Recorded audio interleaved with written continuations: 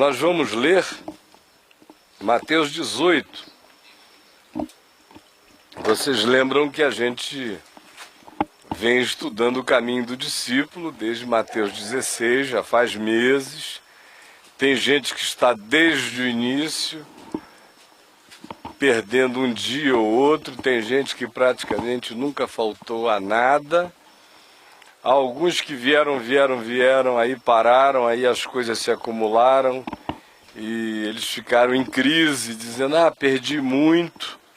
Mas está tudo estocado lá no On Demand da Vem Ver TV, para quem quiser baixar, assistir, se atualizar e continuar. E nós estamos aqui fazendo essa jornada que é um caminho. E é algo que pedagogicamente foi escolhido por mim para que assim fosse, porque nós estamos literalmente seguindo um caminho. Não apenas o caminho no que signifique caminho do ponto de vista filosófico, caminho do ponto de vista espiritual, caminho como pensamento, ensino, visão, olhar, fé, consciência. Todas essas coisas fazem o nosso caminho. Não só nesse sentido, o que nós estamos estudando é o caminho do Evangelho, mas também historicamente nós estamos andando e palmilhando estradas, caminhos históricos que Jesus percorreu com os seus discípulos. Então nós não estamos aqui, tipo, aula número 1, Jesus é o Filho de Deus, texto mor, Mateus 16:16, tu és o Cristo, Filho do Deus vivo.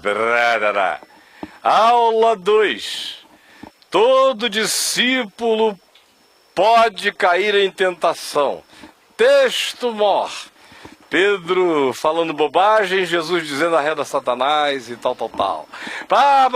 Não, a gente está andando com eles. É jornada, quando é monte a gente sobe, quando é platô a gente para, quando é descida a gente desce, quando é vale a gente chega, quando é entrando numa cidade a gente entra. Conforme o dia a dia dos evangelhos, que a gente está tentando aprender o caminho da nossa consciência em fé, porque não poderia haver pedagogia melhor do que a de Jesus, que vai ensinando o caminho na estrada chão e na estrada caminho. Então a gente tem a chance de ver os significados enquanto eles vão se corporificando de modo imediato em circunstâncias, em contingências, em dramas, em contradições, em possibilidades, em limitações, em fé, em dúvida, em variedades de temas, conforme as surpresas da jornada. O que cria um terceiro elemento muito mais interessante para a nossa pedagogia de assimilação, que é a surpresa da jornada. Porque o caminho do discípulo jamais se fará sem muitas surpresas na jornada. É só surpresa na jornada. É por isso que tem que haver uma construção interior. É por isso que tem que haver um caminho interior construído como consciência, como fé, como valor, como princípio, como olhar, como entendimento, como compreensão, como fundamento, como pedra angular, bem firmado dentro de nós, tal caminho abstrato, feito de pensamento, feito de materialidades, feito de consciências adquiridas e de convicções enraizadas dia a dia. Porque sem esse caminho invisível, e que isso é real para dentro no coração, ninguém aguenta as surpresas da estrada. Porque na estrada não se faz anúncio, não se tem outdoor, atenção. Na próxima curva, traição. Atenção, na próxima curva, um traíra vai fazer uma proposta cretina. Atenção, ao descer o monte, surpresa, demônio renitente a noite inteira. Atenção, ao entrar em Cafarnaum, já chegue com uma boa resposta, porque você vai ser abordado por um oficial de justiça ou por um cobrador de impostos, bem na chegada. A estrada não tem esses avisos. Ela anuncia curva perigosa para carros, mas não para seres existentes. Ela não tem esse anúncio para a alma. Até porque em toda a reta da estrada pode haver um labirinto para o caminho. Uma é a estrada, outra é o caminho. O caminho é uma construção interior, a estrada é feita das contingências do nosso andar. Cheia de variedades, cheia de surpresas, e só sobrevive à estrada quem tem um caminho no coração. Do contrário, você é desviado, a cada ponto da estrada você perde o caminho interior. Então o que nós temos vindo, fazendo e afirmando esses meses todos, tem essa tridimensionalidade. Primeiro, nós estamos aprendendo a mente de Jesus. Estamos vendo como é que Jesus pensa e como é que o pensamento dele se aplica ao Pai, a profetas, a apóstolos, a discípulos, ao diabo, a religiosos, a fiscais de renda, a natureza, a glória, as profecias do Antigo Testamento, as aplicações no Novo, a quem cumpriu profecias majestosas e não foi visto pela história. Estamos aprendendo. Todo mundo que está acompanhando esses meses, todos conseguiu identificar cada elementozinho aqui mencionado em alguma parte da jornada. Entre Mateus 16 e agora.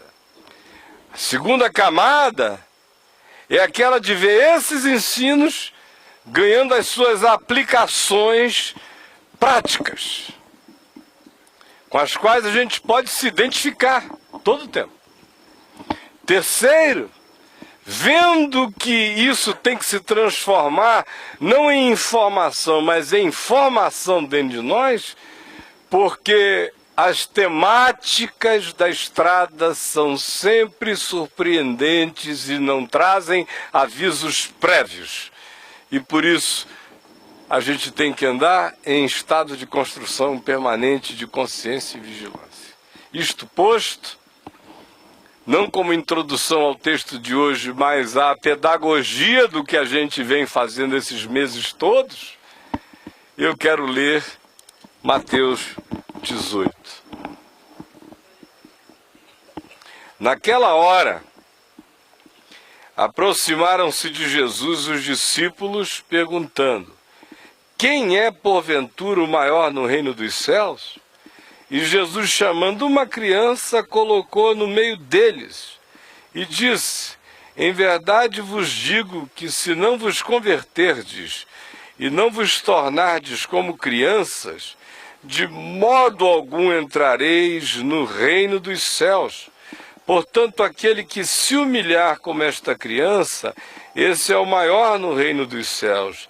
E quem receber uma criança tal como esta em meu nome, a mim me recebe. Olha só, nós vimos na quarta-feira passada quais podem ter sido os elementos anteriores a esta questão que fomentaram a questão. Ela não nasceu do nada. ela simplesmente não apareceu por geração espontânea. Ela foi produzida. E nós vimos alguns desses elementos, dessas possibilidades. Começa com uma hiperafirmação de Pedro: bem-aventurado tu és, Simão Barjonas, porque não foi carne e sangue quem tu revelou essas coisas, mas meu Pai que está nos céus. Vem uma repreendida a ele, mas que não é transformada em nada maligno, porque logo a seguir ele é incluído entre os convidados, acerca dos quais se diz: em verdade vos digo que alguns dentre vós não passarão pela morte sem que vejam o reino de Deus na sua manifestação de poder. E aí Pedro, Tiago e João são levados, Pedro, portanto, incluído, a um alto monte e assistem à transfiguração.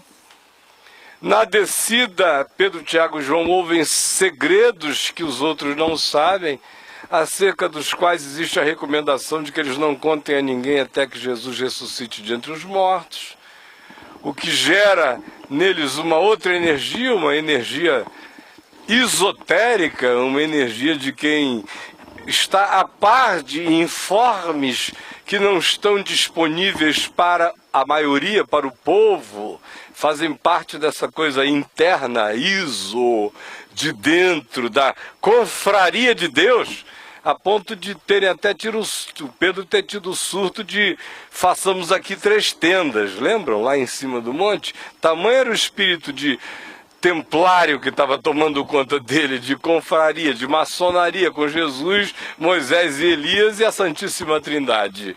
E nós também. Nós 10 somos imbatíveis, Pedro pensou. Desceram ao monte e tem um grupo de recalcados, tentando expulsar demônio uma noite inteira sem conseguir. Mal dormidos, chateados, impotentes, e ainda houve o diagnóstico de que não puderam expulsar o demônio por causa da pequenez da fé deles. Enquanto Pedro, Tiago e João andam por ali com aquele ar de iluminação, loucos para contar que eles são o ó do Borogodó, que viram que ninguém viu, e não contam, e ao mesmo tempo ficam o tempo todo narrando com o gestual, com a energia, com a atitude, com as trocas de olhares, com todas as mandingas do nós sabemos o que ninguém sabe. Aí os deprimidos, impotentes, que a noite inteira tinham ficado sem expulsar um demônio, vão crescendo na sua amargura, ao mesmo tempo em que eles entram na cidade de Cafarnaum, e além dos 9 que tinham ficado amargurados porque não tinham nem conseguido expulsar um demônio lá embaixo, ainda se acende um sentimentozinho estranho no coração de João e de Tiago, que também são candidatos a uma trindade suprema entre os apóstolos. A gente viu que até a mãe deles chegou a pedir a Jesus que, quando o Senhor Jesus voltasse, pusesse Tiaguinho sentado de um lado e Joãozinho sentado do outro, aquele pedido materno de uma sem-vergonhice escatológica extraordinária, mas ela teve essa coragem de pedir, porque ao entrar em Cafarnaum, os fiscais de impostos não procuram a nenhum dos apóstolos, nem a Tiago e nem a João. Parece já haver um reconhecimento tácito, parece que o inconsciente coletivo já grita assim: Pedro, Pedro. Vão direto falar com Pedro e dizer: escuta, não paga o vosso mestre o imposto das 2 dracmas, o mestre é de todos, mas quem fala por ele é você. E Pedro diz: sim. E a moçada toda ouve, e Jesus chega e manda ele pescar um peixinho lá no mar, tirar da boca do peixe um estáter que dava para pagar 4 dracmas e pagar, diz Jesus, por ti e por mim, e não mandou pagar por ninguém mais. Aí, de repente, diz aqui, naquela hora, é muito material acumulado para não ter já surgido um vulcão, um Vesúvio, em erupção dentro deles. E a erupção tem alguém aqui entre nós que é maior. Jesus não diz, Jesus não fala, fica esse negócio de que Deus não faz acepção de pessoas. ele ama todos os homens, mas não é bem verdade. Afinal de contas, dentre tantos, ele escolheu a nós, 12. Deve ser, a gente não entende as razões, mas deve ser porque ele viu uma coisa especial na gente que não viu nos outros, nos chamou a nós 2 outros, do meio deles. Agora, aqui entre nós, deve ter também gente maior, porque quase tudo sobra para Pedro, Tiago e João. E na hora que tem alguma coisa rolando assim de responsabilidade maior, quem fala é Pedro. Às vezes demais, mas fala. E Jesus nem sempre repreende. Já chegou a dizer, bem-aventurado tu és. E até os fiscais de impostos reconhecem o cara como falando pelo grupo. Tem gente aqui comendo chã. E tem gente comendo só filé mignon. Eu cansei do patinho. Eu tô querendo entrar na picanha. Jesus tem que ser sincero. Essa é a questão que está dentro do coração deles. Quem é, porventura, o maior no reino dos céus? Porque ninguém teria coragem de perguntar aqui entre nós. Mas, de fato, eles não estavam nem querendo saber do reino dos céus. Era ali. Reino dos céus é a piedade da mesquinharia que fala reino dos céus. Até porque, na cabeça desse pessoal, o reino dos céus ou o reino de Deus, que são termos sinônimos, tinha e teve até o fim, e só foi acabar depois de Jesus ressuscitado e assunto aos céus, depois que o Espírito Santo se derramou no Pentecostes sobre eles, é que eles foram de vez desistir da ideia judaica, rabínica, talmúdica, de que o reino de Deus iria se manifestar, inclusive em Jesus, como uma coisa concreta, material, visível e já.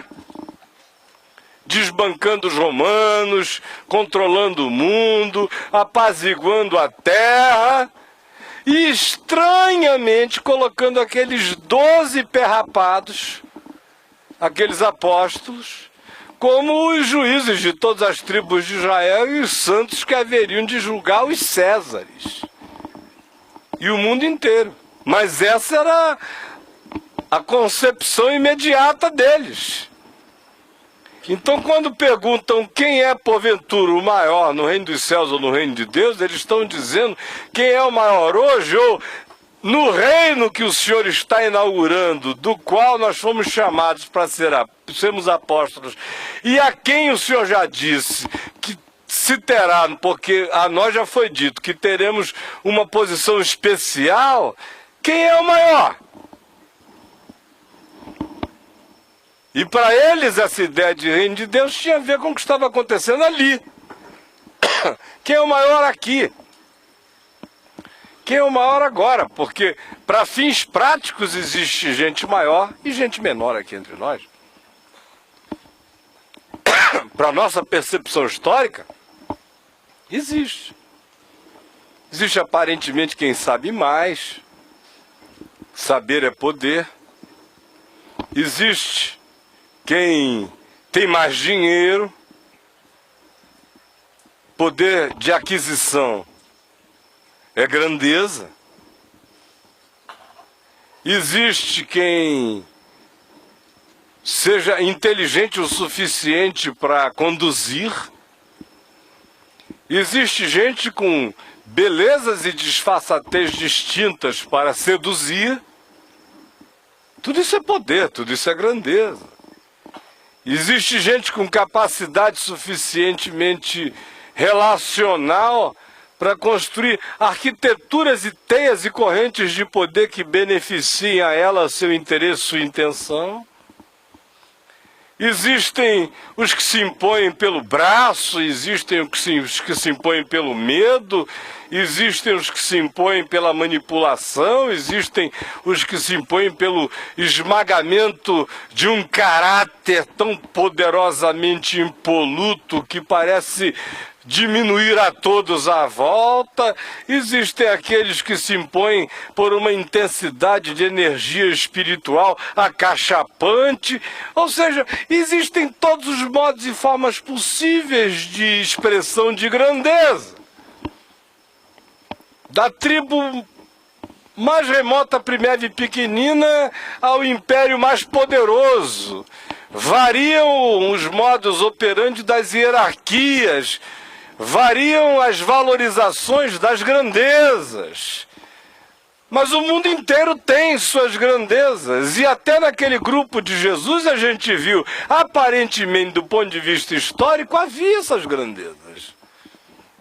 Havia quem falasse mais, havia quem visse mais, havia quem fosse convidado para mais coisas, havia quem participasse de maiores intimidades, havia quem ouvisse segredos, ou não havia? A pergunta deles, portanto, não seria, do ponto de vista humano, uma pergunta sincera, como quem acaba com a hipocrisia? Escuta. Quem vai acabar com essa história de deixar isso difuso? Quem é, porventura, o maior no reino dos céus? E a gente acaba com as nossas brigas. O senhor indica logo um papa e acabou. Quem gostar, fica. Quem não gostar do cara vai e funda uma outra denominação. Em nome de Jesus, do Jesus da Galileia. Deixa os caras ficarem aí com Jesus de Jerusalém. Pode ser que eu também me impombe, cria de Jesus de Caná, que é do pessoal que gosta de vinho. Enfim. Pode ser que eu crie a Jesus de Jerusalém, que é uma academia com MMA, que muito treino também de mix martial arts e chicotada para o templo, para expulsar safado. É treinamento espiritual e muita pancadaria. Agora, diga quem é o maior. Porque, do ponto de vista da observação da gente, aparentemente tem gente maior aqui entre nós. Sentados aí. Como é que a mente de cada pessoinha aqui raciocina? Com toda sincera honestidade. Não existe um software que roda de maneira muito latente, a gente queira ou não queira.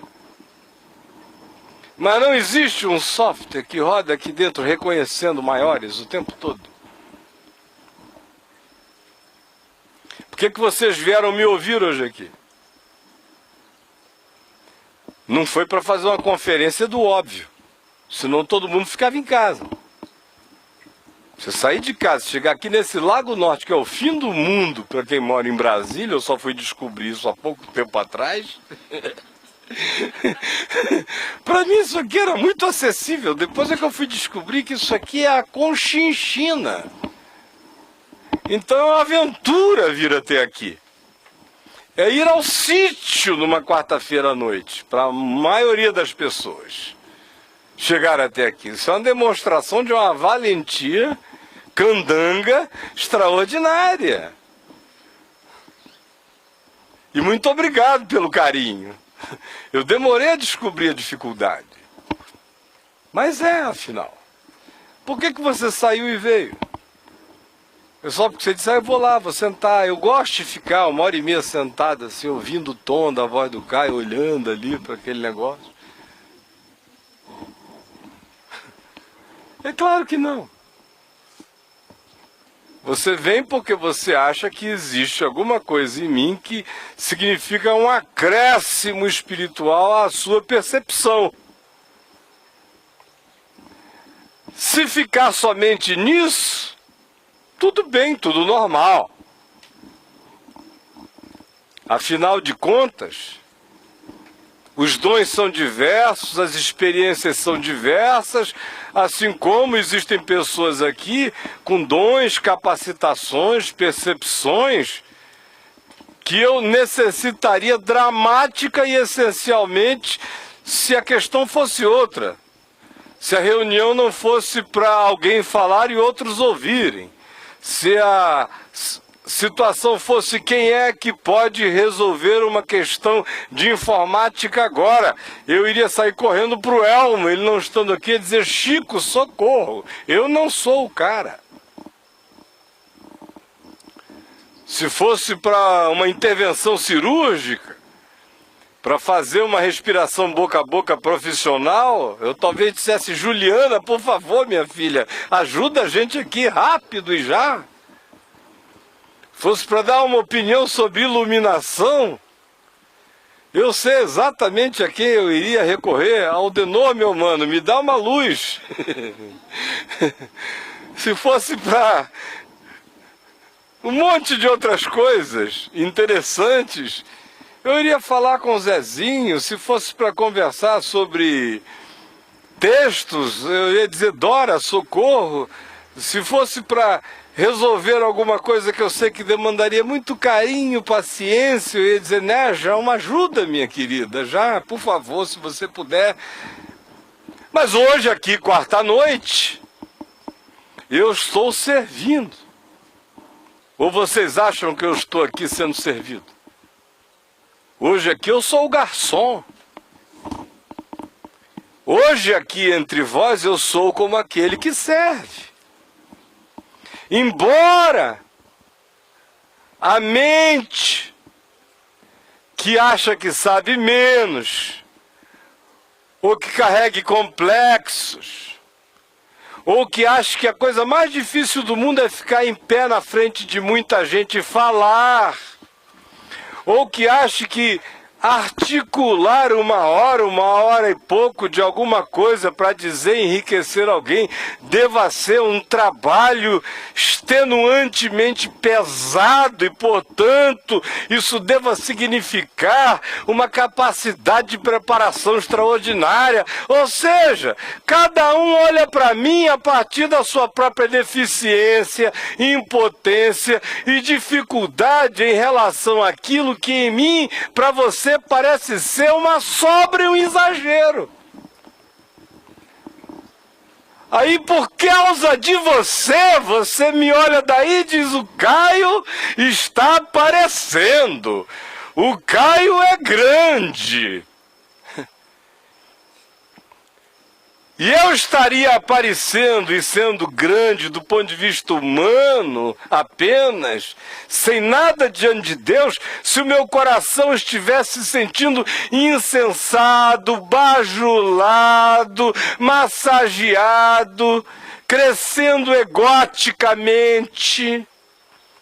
Aí é só isso que está acontecendo. É um idiota falando para outros idiotas sobre Jesus sem Jesus presente.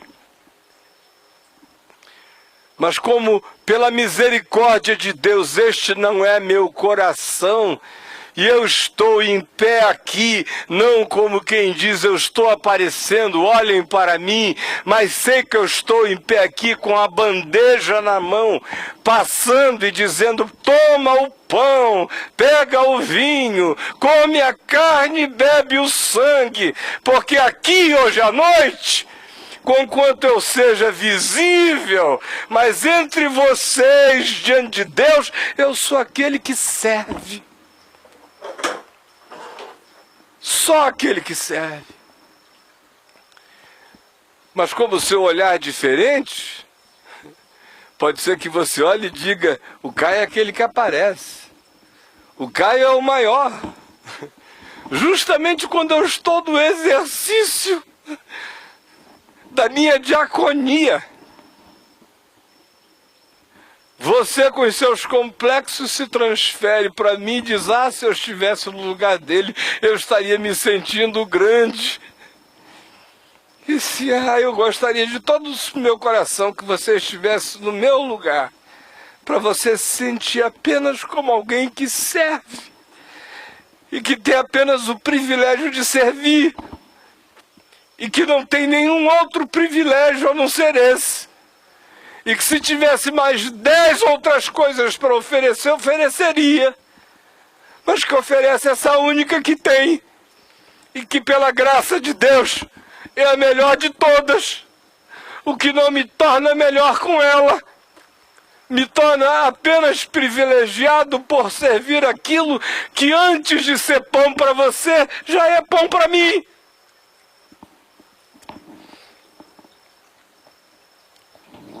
Mas quem é o maior?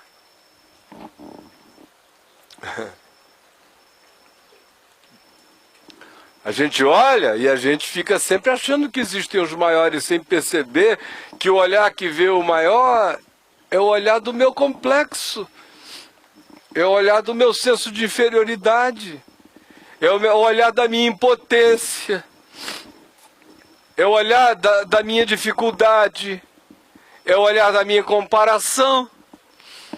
Quando eu fico pensando que aquilo, ou que aquele, ou que aquela expressão ou dimensão, só porque seja mais visível ou mais aparente, carrega alguma importância maior, e eu me meça por ela, e em me comparando me vejo inferiorizado, e daí em diante, o outro pode estar fazendo aquilo como quem rasteja, como quem anda de joelho no privilégio de apenas servir, mas a corrupção do meu olhar a partir de mim mesmo projetará nele o que ele não é. E frequentemente é o meu olhar que vem a corromper o outro, que até então estava fazendo tudo com a maior pureza de coração, até o meu, o seu e todos os olhares começarem a dizer para ele que ele era aquilo que nós, se estivéssemos no lugar dele, nos sentiríamos sendo. E o corrompemos para se tornar aquilo que até então ele não tinha sido nem se sentido, só por causa da nossa própria projeção nele. Espero que vocês tenham entendido o que eu falei. Fato é que, do ponto de vista histórico, por causa do paganismo do nosso olhar, tudo aquilo que aparecer mais, se tornar mais visível, se tornar mais necessário a todos ou à maioria, tornar-se mais apreciável ou louvável ante a percepção imediata de terceiros, aquilo que signifique maior demonstração de poder, ou de rapidez, ou de objetividade, ou de realização, ou de impressão, ou de sedução, ou de conquista, que são todas percepções pagãs instaladas em nós desde o tempo em que ainda tínhamos rabo e vivíamos pendurados em árvores, e continuam aqui dentro de nós, nos tornando símios todos os dias.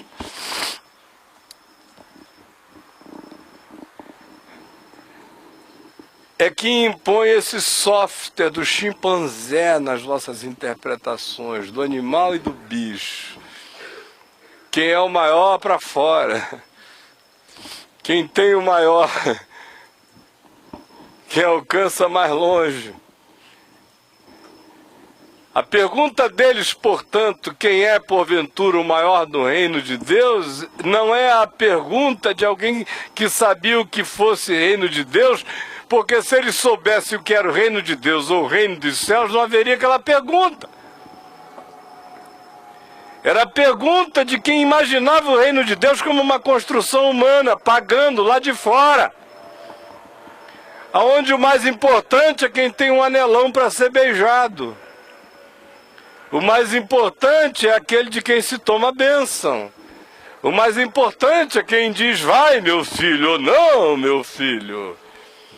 O mais importante é quem diz, tu podes ou tu não podes. Esse é o maior. Assim é o mundo. Assim foram os Césares. Assim são todos os poderosos da terra.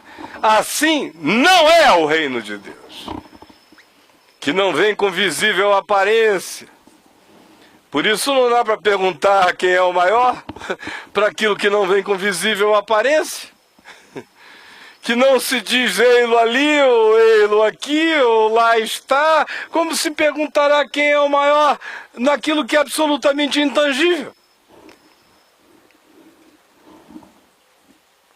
Historicamente falando, a manifestação visível da minha e da sua humanidade, servindo a Jesus com os nossos dons, como discípulos dele na terra, neste mundo, apresentam visibilidades maiores ou menores, percepções mais acachapantes ou mais sutis, dons diversos, tem manifestações diversas, como diz Paulo em 1 Coríntios 12, 14.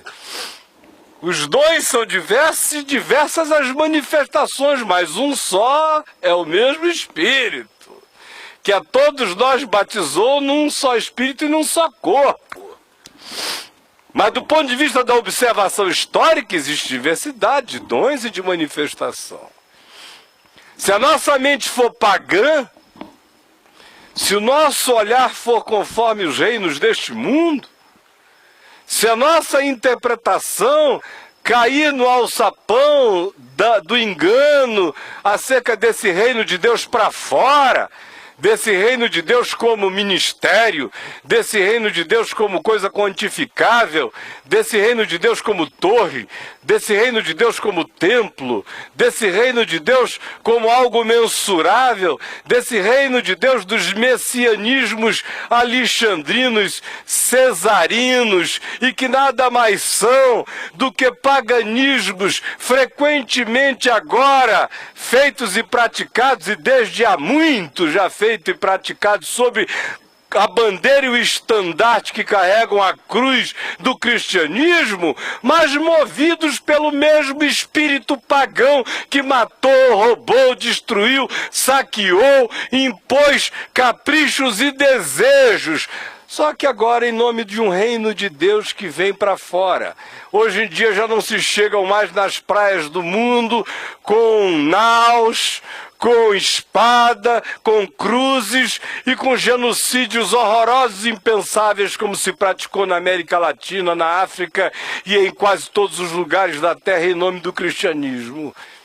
Hoje as sutilezas são diferentes, os modos são outros, os controles são outros, mas os poderes estão aí manifestos e a nossa mente ainda é profundamente tomada por esse paganismo, de tal modo que a gente, mesmo os melhores de nós, interpretamos o que seja sinal do reino de Deus como grandezas quantificáveis, mensuráveis, palpáveis. Não é por isso que a gente se impressiona tanto com os movimentos de muita massa. Se alguém começar a falar alguma coisa ali na esquina e de repente houver 7.000 à volta dele, imediatamente você dirá, Deus deve estar ali porque de repente apareceram 7.000. Assim pensava César. Assim pensava Alexandre o Grande, assim não pensava Jesus de Nazaré. Mas a nossa mente continua pagã, os nossos critérios são de grandeza. A gente ainda pensa no reino de Deus com as categorias de Nabucodonosor, de Ciro o Grande, de Dario o Grande, de Alexandre o Grande. Já tem gente que pensa com as categorias dos Césares, que já nem se chamavam mais de grandes, mas augustos e divinos entre nós. De tão que o negócio está para fora.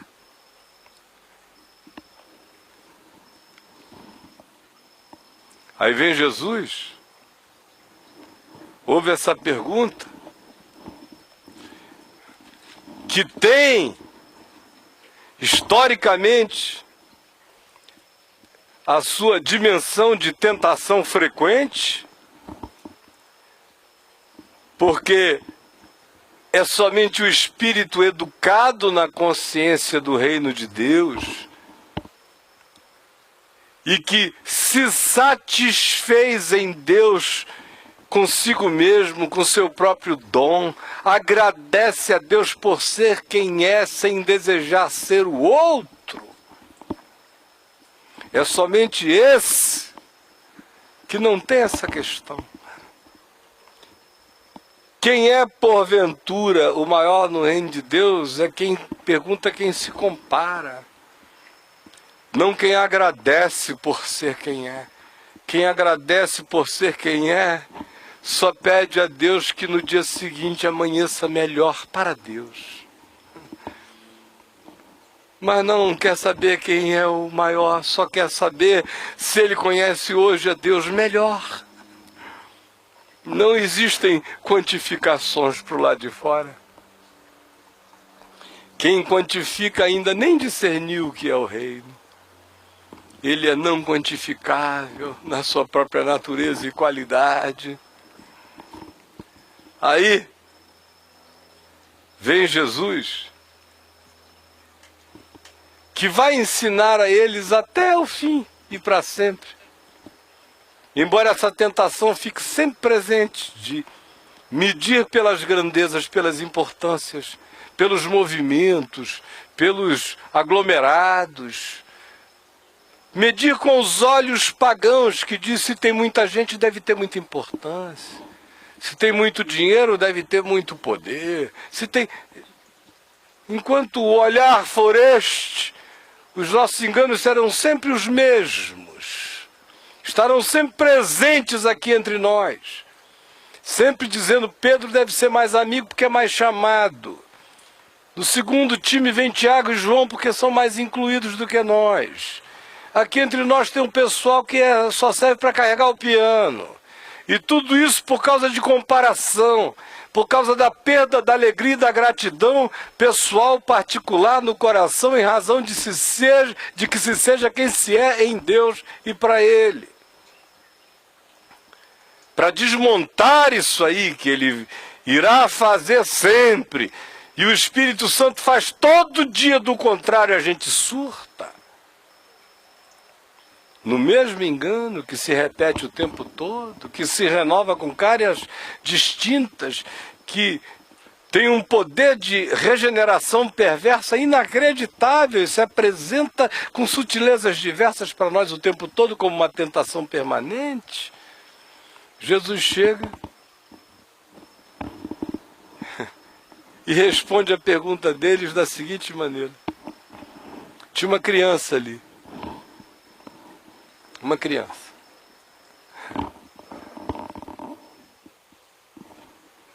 Aí Jesus não falou nada, ele foi. Você consegue fazer de conta que você é uma criança? Não vai ficar constrangida? Pode vir comigo, minha filha. Vem cá, filhinha. Você é uma criança. Veio Jesus, pegou uma criança e a colocou no meio deles. Colocou. A palavra é colocou. Pegou e colocou. E não falou nada. A pergunta é: quem é porventura o maior no reino dos céus? Então Jesus, tomando uma criança, colocou-a no meio deles.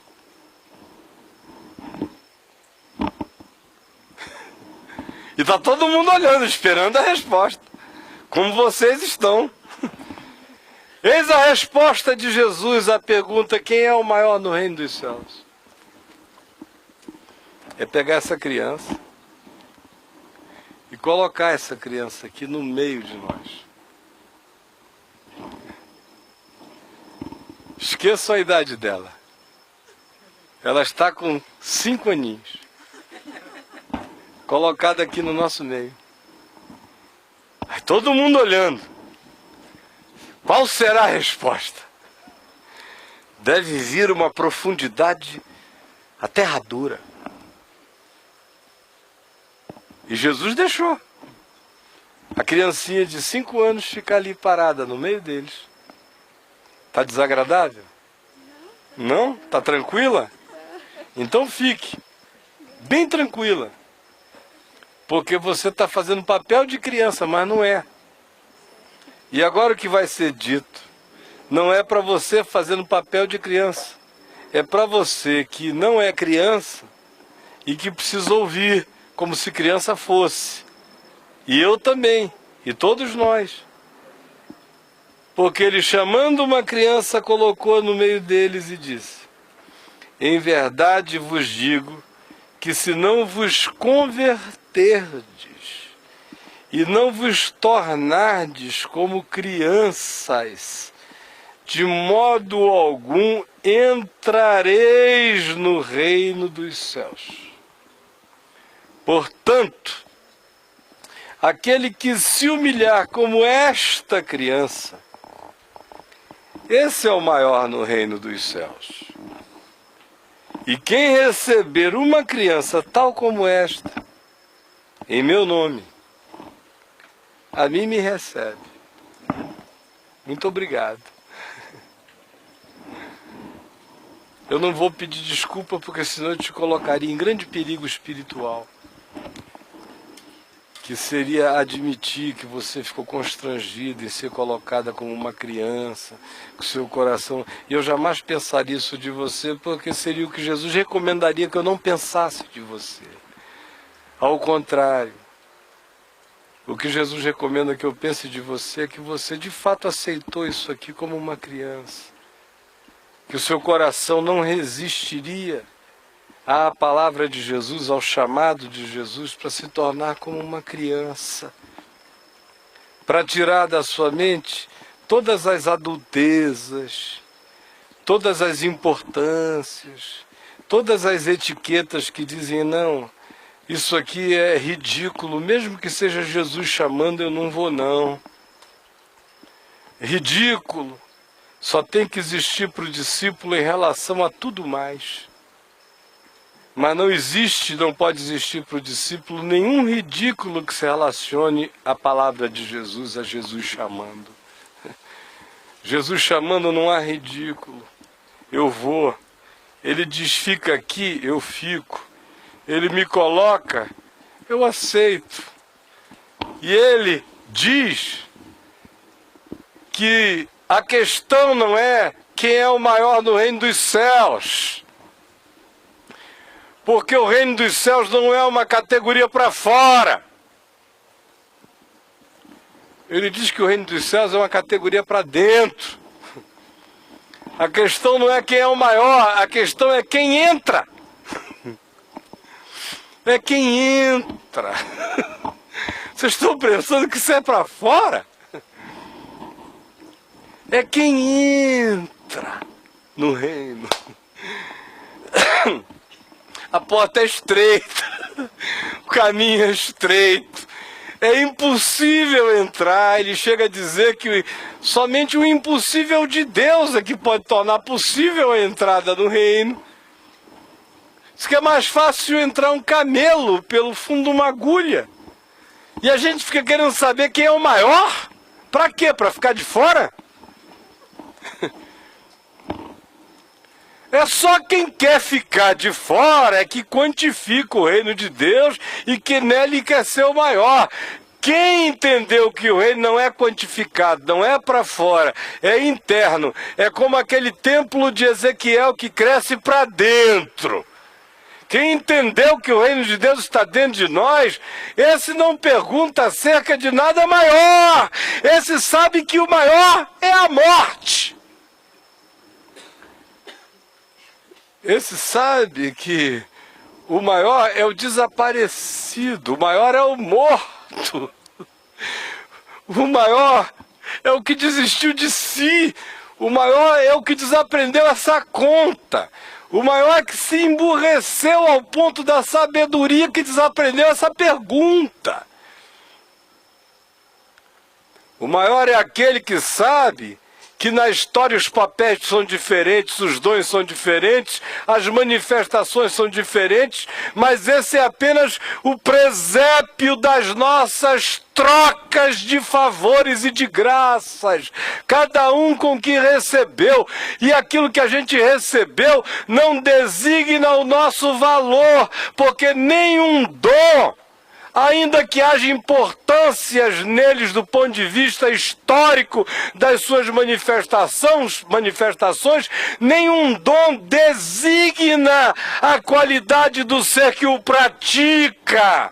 Porque não existe dom grande nem dom pequeno, existe apenas aquilo que é feito em amor e não é feito em amor. O que é feito em amor se qualifica não pela quantidade, mas pela qualidade eterna e pela durabilidade e perenidade eternos.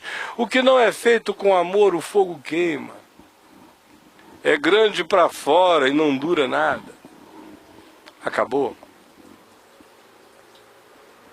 Aí vem Jesus e diz, olha, essa questão do maior, eu digo a vocês o seguinte, o maior é quem consegue entrar, é quem cabe nessa passagem. Para caber nessa passagem, vocês têm que desistir dessas lógicas da adulteza perversa, das grandezas, das importâncias visíveis, e vocês vão ter que aprender o contentamento por serem quem vocês são. Vocês vão ter que ter a alegria da viagem, vão ter que enxergar com um olhar de criança o reino que não está disponível aos sentidos. E vão ter que se alegrar profundamente com a entrada, a visão, a percepção, com essa viagem para dentro, aonde o mundo inteiro do lado de fora é um nada de pequenez se comparado à grandeza do que dentro de vocês se possa construir. E para entrar no reino, para entrar nessa dimensão que é um entrar em si mesmo, em Deus, vocês vão ter que aprender o caminho da ensinabilidade, vão ter que se humilhar como esta criança, vão ter que aceitar a educação da mente maior, do amor maior, vão ter que se submeter com a tranquilidade de quem confia, de quem depende. É como essa criança. E vão ter que também continuarem com mente de criança ao mesmo tempo em que desenvolve a maturidade, que acolhe outros, qualquer outro, reconhecendo no outro a mim. Porque quem receber a uma criança, a um pequenino, a um desvalido, a um incapaz, a um impotente, em meu nome, a mim me recebe. De modo que a questão toda não tem nada a ver com as grandezas, tem a ver com capacidade de entrar, e tem a ver com a capacidade de aprender, e tem a ver com a capacidade de acolher. No reino dos céus, que não é uma construção para fora, grande, é quem seja pequeno o suficiente para entrar. Grande é quem seja humilde o suficiente para acolher. Grande é quem seja generoso o suficiente para receber, para hospedar na alma o outro, que não sou eu, e que necessariamente nem parece com Jesus, mas que foi feito por Ele, por mim, é acolhido como se Ele fosse. Grandeza do reino de Deus não é ser convidado para o Cirque du Soleil da transfiguração do Monte Hermon, vendo Moisés e Elias pendurados, e Jesus em glória, e o Pai falando, E a nuvem luminosa? Não. Ninguém sabe aonde a glória de Deus brilhou mais naquela noite. Pode ter sido no coraçãozinho de um Bartolomeu não mencionado, lá embaixo daquele perrengue, expulsando um demônio que não saía. E que o Evangelho nem registrou, porque o Evangelho registra história e informação, não os segredos do coração de cada indivíduo. Onde é que estava a glória de Deus naquela noite? No Monte da Transfiguração, com certeza absoluta? Ou quem sabe estivesse numa pessoinha que nem voz tivesse para erguer e dar qualquer opinião lá embaixo, enquanto se expulsava um demônio que não saía, e fosse a maior amiga que Deus tenha tido na escuridão daquela noite, mais do que no alto do Monte da Transfiguração, com Pedro, Tiago e João. Porque parece que o que a gente não entende nunca e que está dito desde sempre, desde Abel em relação a Caim, é de que Deus não vê como vê o homem. O homem vê para fora, o homem vê a aparência, o Senhor, porém, vê o coração. Quem é, porventura, o maior no reino de Deus? O maior no reino de Deus não tem essa pergunta. O maior no reino de Deus não tem essa presunção. O maior no reino de Deus não tem essa questão. O maior no reino de Deus não tem essa aspiração. O maior no reino de Deus não tem essa ambição. O maior no reino de Deus não ambiciona nada. O maior no reino de Deus apenas diz: o Senhor é a minha porção e a minha herança. Bem nenhum eu tenho senão a ti somente. O maior no reino de Deus é simplesmente aquele que aceita o chamado. Foi chamado, atendeu. O maior do reino de Deus é aquele que, em tendo sido posto, ficou. O maior no reino de Deus é aquele que, em não tendo sido chamado para falar, calou-se. O maior no reino de Deus é aquele que, em tendo recebido a instrução, aceitou. Humilhou-se. É o humilde, é o ensinável. O maior no reino de Deus não é aquele que apareceu, é aquele que entrou. O maior no reino de Deus não é aquele que se fez visto, é aquele que viu. O maior no reino de Deus não é de modo algum aquele que foi recebido, é aquele que recebeu. O maior no reino de Deus não é aquele que recebeu aqueles que, em sendo vistos, são percebidos como grandes, mas sim aquele que recebeu o que não tinha nome, não tinha cara, não tinha nada, recebeu apenas porque era fraco, era frágil, era pequeno, era impotente, era um pequenino. Fosse pequenino porque fosse criança, fosse pequenino porque de tão velho já se apequenara da vida que já não tem mais nem como levantar o olhar para pedir socorro. O maior no reino de Deus é aquele que acolhe Jesus em todos os homens. O maior no reino de Deus é aquele que tem um olhar tão cheio do amor de Deus que em cada criaturinha, nas menos importantes, ele enxerga os maiores privilégios de beijar a Deus na terra. O maior no reino de Deus é o cara que a igreja não dá a mínima para ele. O maior no reino de Deus é aquele cujo dom não é celebrado entre nós.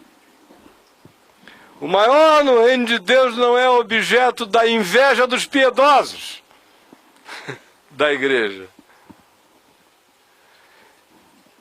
Não tem um dia que eu não receba pelo menos uma carta de alguém que diga com toda a piedade que pede a Deus todo dia para ficar igualzinho a mim.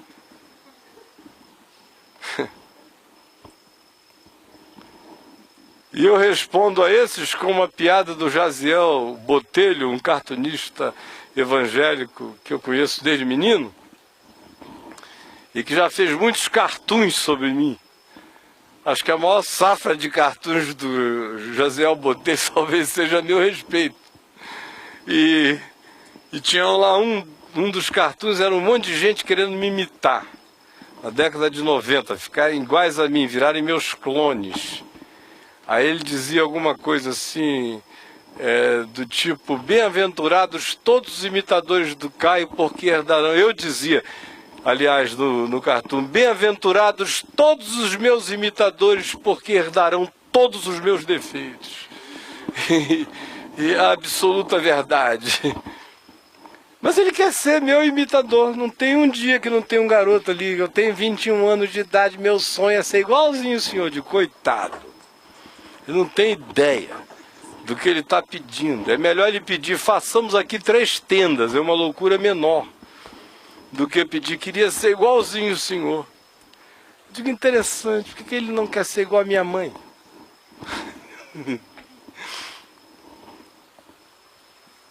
Havia 2 Caios Fábios, agora tem um no céu, tem ainda um aqui. Esse que está aqui ficou muito mais conhecido do que o outro que foi para o céu. Agora, enquanto esse que está aqui era objeto do desejo, da ambição mimética de milhões, aquele outrozinho que já está no céu e que não saía lá da garagem da casa dele atendendo um a um, era o homem para quem eu olhava e dizia que o Senhor me dê a graça de um dia chegar a ficar parecido com esse homem. Mas os milhões queriam ser parecidos comigo. E não sabiam que no meu coração eu não queria a minha própria semelhança, eu queria a semelhança de Jesus, na semelhança de Jesus mais próxima de mim que havia, que era daquele homem que ninguém ambicionava ser, mas que eu olhava para o coração dele e dizia, meu Deus, eu sou um sapatinho de japonês apertado, perto desse coturno, que cabe o pé do arcanjo Miguel, que meu pai calça. Mas está o mundo inteiro querendo me imitar. Fique livre desse mal, desse paganismo. No reino de Deus não existem grandezas para fora e elas não são equivalentes às visibilidades percebidas pela mortalidade desse olhar. No reino de Deus, as grandezas não são de quantidade, são de qualidade não verificável por nenhum discernimento humano. No reino de Deus, o maior é tão pequenininho que cabe, que entra. O maior carrega como grandeza a qualidade da humilhação da aceitação que aceita o aprendizado mais radical da soberania de Deus, se humilha como uma criança diante da onipotência do amor de um pai sábio.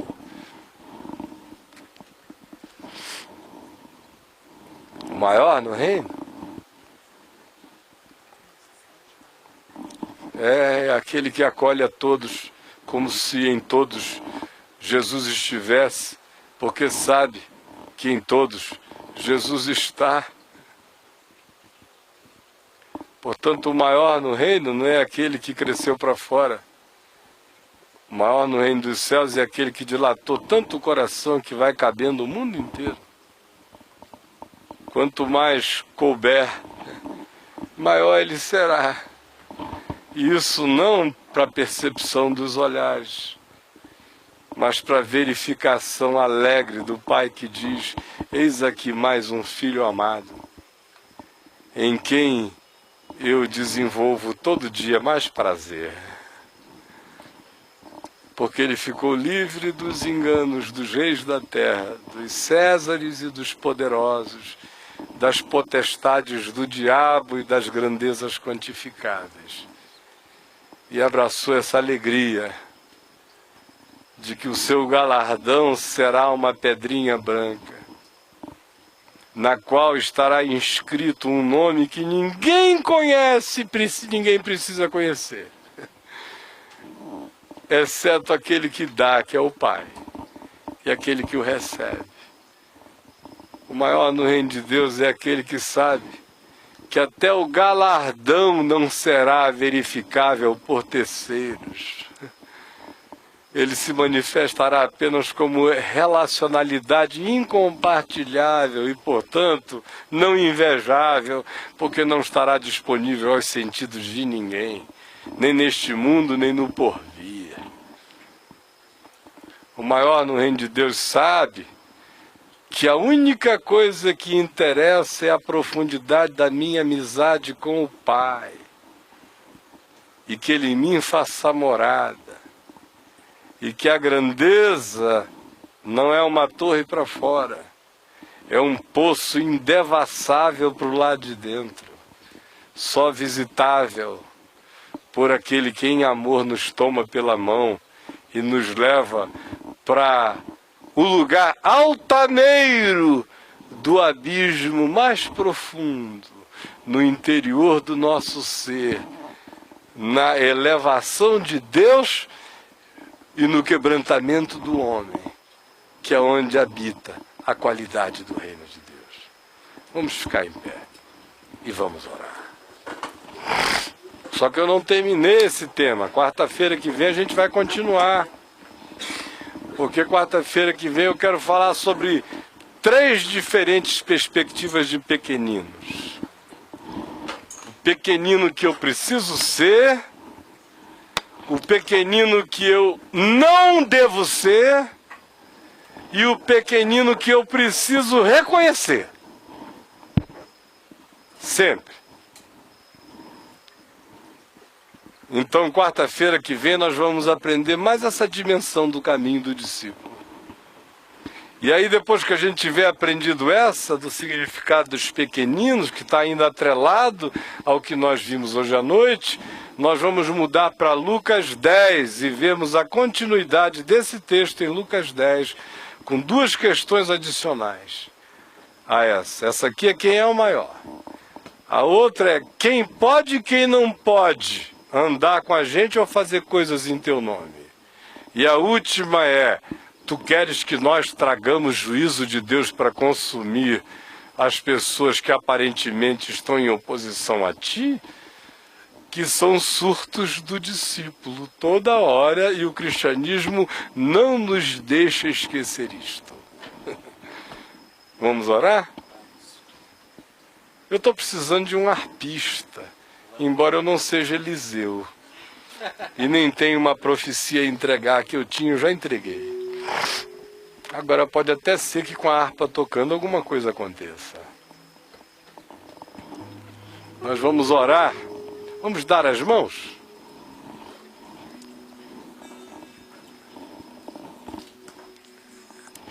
Antes da gente orar, eu não quero falar sobre dinheiro depois. Se você trouxe a sua oferta, você pode depositá-la aqui no translúcido, que eu vou pedir a você para colocar ali no meio da grama, ó. Para todo mundo que queira ver, você passa e deixa lá. Vamos orar.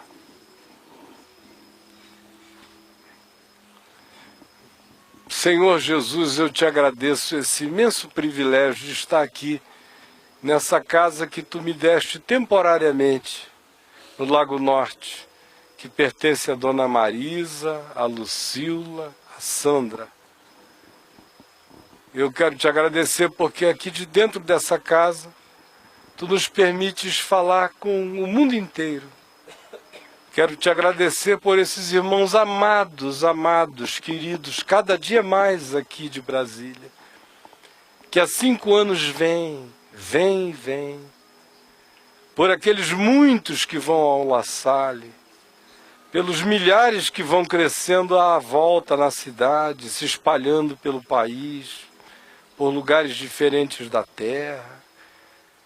Eu quero te agradecer por esse privilégio que tu tens me dado, depois de tantos anos correndo e me cansando, de hoje ter essa paz no coração, de abrir a boca aqui, de saber e de sentir que a tua palavra está caindo em boa terra no coração de muitos aqui, de ir vendo o fruto desse bem se manifestando na vida de muitos aqui, na vida de tantos outros longe daqui, mas que pela tua graça, o teu amor nos deixa saber, para nos consolar, nos confortar, nos animar, nos alegrar, nos recrear no Espírito. E eu te agradeço por aqueles muitos tantos que ainda estão entendendo, que ainda não entenderam, que ainda lutam, que ainda brigam, que ainda resistem, mas cujas comportas de resistência estão sendo arrombadas agora. Te agradeço por muitas muralhas quebrando, ruindo, fortalezas partindo, vindo abaixo, sofismas sendo anulados pela verdade do Evangelho. Eu te agradeço pelas compreensões, pelos lampejos, pelas iluminações, pela revelação que chega e que faz com que, de repente, aquilo que parecia impossível de ser compreendido seja discernido, até mesmo por aquele que não consegue nem explicar para um outro, mas que se apropriou para si e já recebe o benefício no coração. Eu quero pedir que esse bem do Evangelho se manifeste e que as pessoas não fiquem cínicas e nem com aquela camada lisa, nem com aquela baba, nem com aquela gosma sobre si mesmas. Quero pedir que tu nos livres também dessa plastificação que dá a impressão de que não tem nada nos cobrindo, mas tem essa membrana impermeável que é pior até do que aquela crosta que impede o nosso rosto de aparecer. São essas coisas que aparentemente nos puseram a cara de fora, mas que continuam a nos fazer impermeáveis à palavra. Por favor, que o Evangelho tenha sido entendido e que este ensino de hoje não fique só na nossa mente, que ele não fique só no nosso cérebro, que ele não ocupe apenas a nossa memória, que ele não fique apenas no HD da gente, mas que ele vire um programa espontâneo no nosso espírito, rodando de maneira natural, que não conheça boot, que não se apague nunca, que seja inapagável em nós. Eu peço que seja assim, eu sei que o Espírito Santo está fazendo que assim seja. Eu sei que a voz é dele, que o grito é dele, que o convencimento é dele. E é em ti que eu confio, Senhor Jesus. É na promessa que tu fizeste de que nós fôssemos, e tu estarias ali, aqui, confirmando a palavra, convencendo desproporcionalmente, fazendo com que ela seja de fato o que ela é, essa espada de dois gumes, e não esse canivetinho que sai da minha boca. Obrigado, porque ela sai um canivete e ela vira uma espada poderosa. Realiza esse milagre. É o que eu te peço, a começar em mim. Quebra corações, quebra o meu, Jesus. Em teu nome, Senhor. Amém e amém.